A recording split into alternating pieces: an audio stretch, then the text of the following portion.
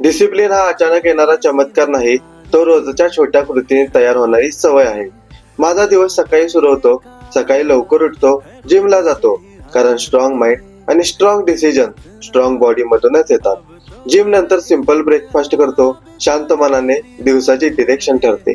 Market सुरू होण्याआधी मी नेहमी एकच काम करतो. कालचे चार्ट्स पुन्हा बघतो. आजची वॉचलिस्ट सेट करतो. रिस्क फिक्स करतो, कारण डिसिप्लिन म्हणजे मार्केटवर कंट्रोल नाही, तर स्वतःवरचा कंट्रोल. ट्रेडिंग सेशन संपला की मी कंटेंट शूट करतो, रील बनवतो, कारण नॉलेज शेअर केलं की स्वतःचंही मजबूत होतं. दिवस संपायला आला की मी बसतो माझं जर्नल उघडून.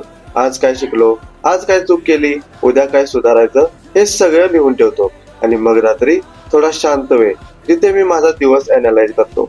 हे रुटीन दररोज केलं की तर डिसिप्लिन तयार होते, आणि डिसिप्लिन तयार झाला की मार्केट नक्कीच रिझल्ट द्यायला सुरुवात करतं.